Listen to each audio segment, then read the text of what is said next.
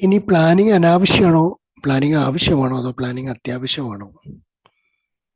Change അനാവശ്യമാണോ, change അത്യാവശ്യമാണോ, change ആവശ്യമാണോ? ഈ ചോദ്യങ്ങള് നമ്മളെല്ലാവരും അവനവനോട് ചോദിക്കൽ നിർബന്ധം. കാരണം ഒരു പ്രായം ഒക്കെ തികഞ്ഞ് ലേശം 10-15 വയസ്സൊക്കെ ആയല്ലോ. അതിന് മുകളിലേക്ക് നമ്മൾ വളർന്നുകൊണ്ടിരിക്കണം. അപ്പൊ നമ്മൾ ചോദിക്കേണ്ട ചോദ്യമാണ്, ചേഞ്ച് വേണോ, പ്ലാനിങ് വേണോ, ഡിസിഷൻ വേണോ? ഈ മൂന്നിലും ഇത് വേണോ എങ്കിൽ വേണം. വേണമെങ്കിൽ അത് അനാവശ്യമാണോ അത്യാവശ്യമാണോ? വേണ്ട എന്നുണ്ടെങ്കിൽ അത് അനാവശ്യമാണെന്നുള്ളത് കൊണ്ടാണ്.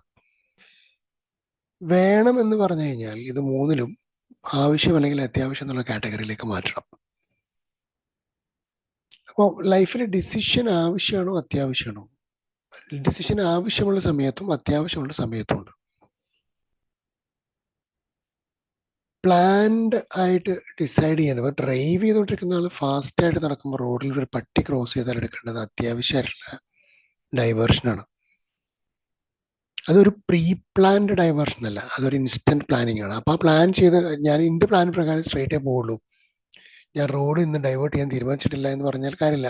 ആ റോഡിന് മുമ്പിൽ കുറുക്കെ ബ്ലോക്ക് ഉണ്ടല്ലോ, what ever it is, that will create accident.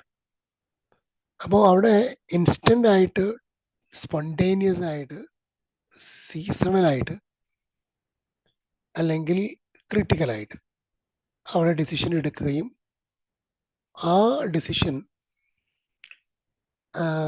കറക്റ്റായിട്ട് ഇംപ്ലിമെന്റ് ചെയ്യുക. അവിടെ റോങ് പ്ലാനിങ് വരാൻ പാടില്ല. അയ്യോ ഞാൻ അത് അപ്പുറത്ത് കൂടെ എടുക്കുന്നത് അത്ര നല്ലൊരു പ്ലാൻ ആയില്ലല്ലേ, ഞാൻ ഇപ്പുറത്ത് കൂടെ എടുക്കേണ്ടതല്ലേ, അല്ലെങ്കിൽ ആ ഡിസിഷൻ ശരിയായില്ലല്ലേ എന്നൊക്കെ പറയും നമ്മൾ. അപ്പോ ലൈഫില് ഇതൊരു വലിയ ഘടകമാണ്. അപ്പൊ ഈ ചോദ്യങ്ങൾ ചോദിക്കണം ആദ്യം നമ്മളോട്.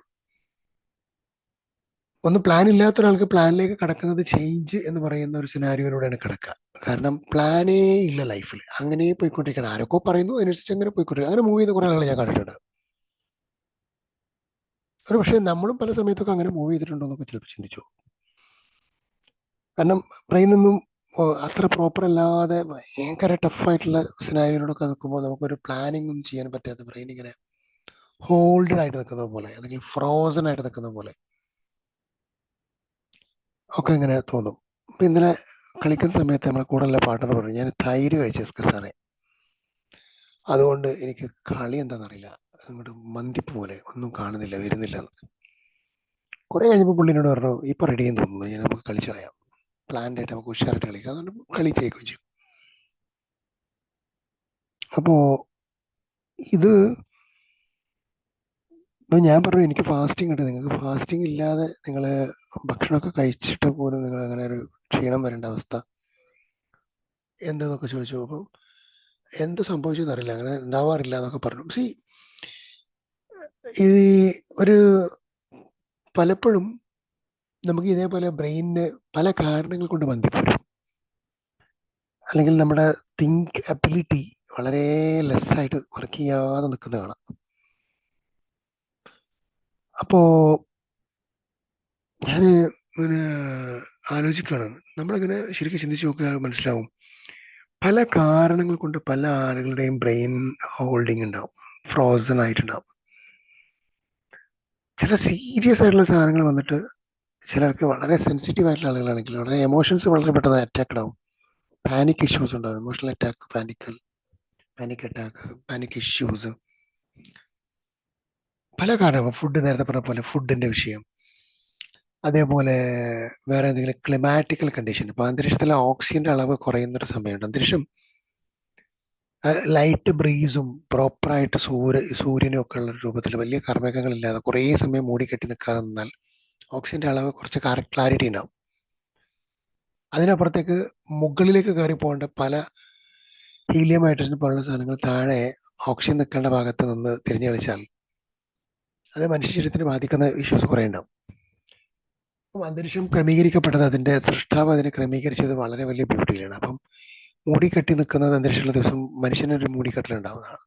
ഇതിന്റെ ബേസിക് റീസൺ അതിന്റെ ഓക്സിജന്റെ അളവ് വേരിയേഷന്, അന്തരീക്ഷത്തിലെ ഓക്സിജന്റെ അളവിലെ കുറവും കൂടുതലും മറ്റുള്ള പല വാതകങ്ങളുടെയും കണ്ടാമിനേഷൻ ക്രിയേറ്റ് ചെയ്യുന്നതൊക്കെ ഉണ്ടാവും ഇതിനകത്ത്.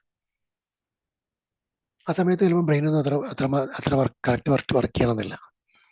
അപ്പോൾ പല കാരണങ്ങൾ കൊണ്ട് ചേഞ്ച് സംഭവിക്കാത്ത ഒരാൾ ആദ്യം ചോദിക്കേണ്ട ചോദ്യം, എൻ്റെ ലൈഫിനൊക്കെ ഇത് ചേഞ്ച് എനിക്ക് കൊണ്ടുവന്നാൽ പറ്റും. അങ്ങനെയാണെങ്കിൽ നമ്മൾ ഉണ്ടാക്കേണ്ട ഒരു ക്വസ്റ്റ്യൻ അടുത്തത്, വാട്ട് ടൈപ്പ് ഓഫ് ചേഞ്ച്? അടിമുടി ചേഞ്ച് ആണ് നമ്മൾ നേരത്തെ പറഞ്ഞ പാരഡൈം ഷിഫ്റ്റ്. എനിക്ക് എന്തിനാണ്, എൻ്റെ ഔട്ടറിൽ ചേഞ്ച് ആണോ വേണ്ടത്, ഇന്നർ ചേഞ്ച് ആണോ വേണ്ടത്? അല്ലെങ്കിൽ തോട്ട് ലെവലിൽ ചേഞ്ച് വേണോ, അല്ലെങ്കിൽ എൻ്റെ ബിഹേവിയറൽ പാറ്റേണിലോ ക്യാരക്ടറിലോ അല്ലെങ്കിൽ എൻ്റെ നാച്ചുറലോ എന്തിലുള്ള ചേഞ്ച് ആണ് വേണ്ടത്? ജനറ്റിക്കൽ ചേഞ്ച് ബ്ലഡൊക്കെ മാറ്റി ഇൻഫ്യൂസ് ചെയ്താൽ മാറും എന്നൊക്കെയാണ് ഇപ്പോൾ പുതിയ കണ്ടെത്തലുകൾ.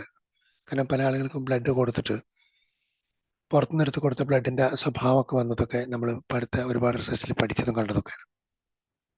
അപ്പം ജനറ്റിക്കൽ ചേഞ്ച് ഒക്കെ ബ്ലഡ് ഇൻഫ്യൂസ് ചെയ്തിട്ടൊക്കെ മാറ്റാൻ പറ്റും. നമ്മൾ അതിലേക്കൊന്നും പോകുന്നില്ലെങ്കിൽ പോലും ചേഞ്ച് ഏത് രൂപത്തിൽ കൊണ്ടുവരണം എന്നുള്ളത് വളരെ പ്രധാനമാണ്. ഏത് ടൈപ്പ് ഓഫ് ചേഞ്ച് വേണം? ഇന്നർ ചേഞ്ച് വേണോ, ഈ പറയുന്ന ഇമോഷണൽ ക്യാരക്ടർ ചേഞ്ച് വേണോ, അതല്ല നമുക്ക് ഔട്ടർ ചേഞ്ച് ആണോ വേണ്ടത്, അല്ലെങ്കിൽ തിങ്ക് അബിലിറ്റിയിലുള്ള ചേഞ്ച് ആണോ വേണ്ടത്, അല്ലെങ്കിൽ സാധാരണ മൾട്ടി മില്യനർ തിങ്കിങ് അബിലിറ്റി? ഇപ്പം നമ്മൾ ചിലപ്പോൾ ട്രെയിനിങ് ഒക്കെ കാണാം, മില്യനർ തോട്ട്സ് എന്നൊക്കെ പറഞ്ഞ ട്രെയിനിങ്ങിന്റെ ടോപ്പിക് കാണാം. ചിലർക്ക് അതിനകത്ത് ചാടിക്കയറി വേണം. കാരണം എങ്ങനെയാണ് മില്യനേഴ്സ് തിങ്ക് ചെയ്തത്?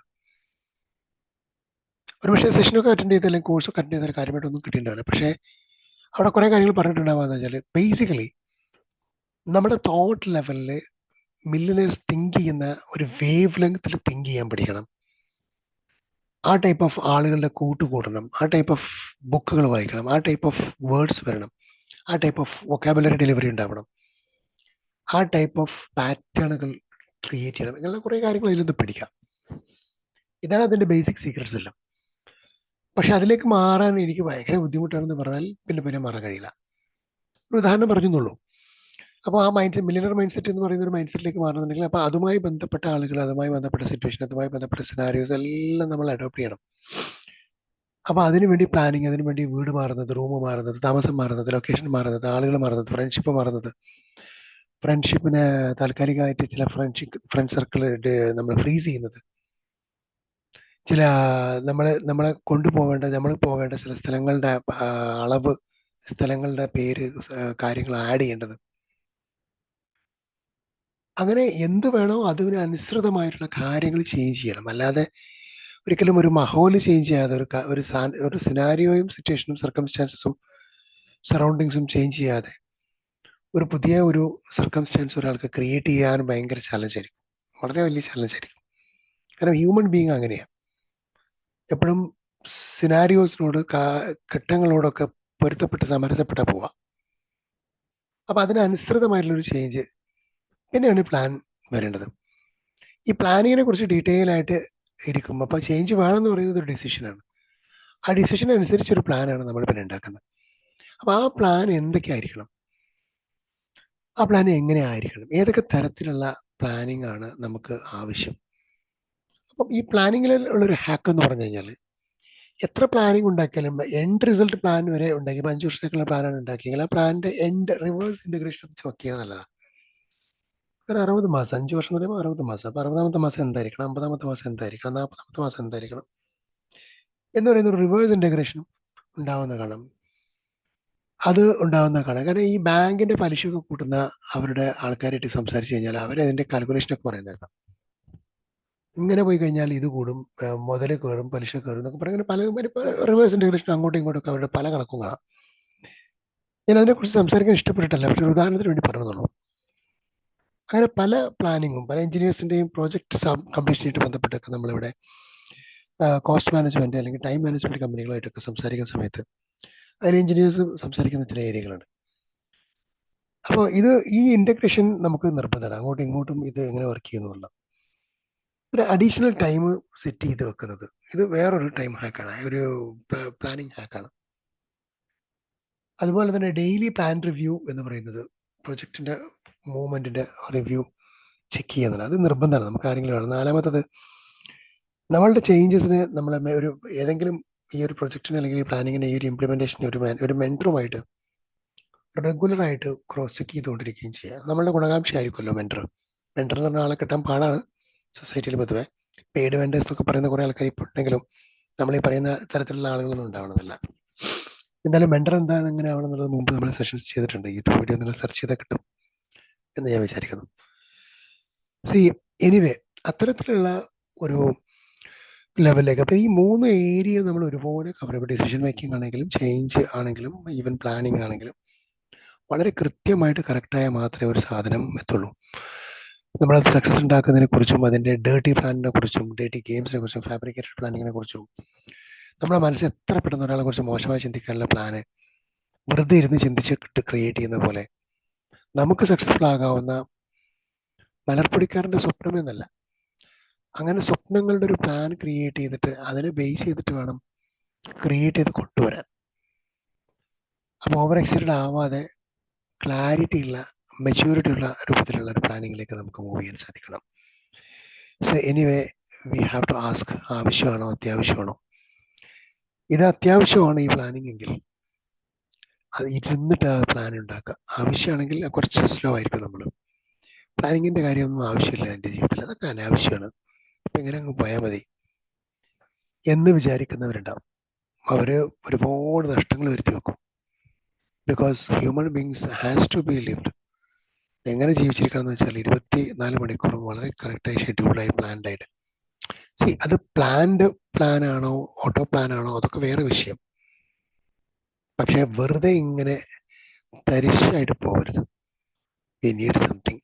Wishing you all the very best and have a great day. God bless. Thank you so much. I love you all.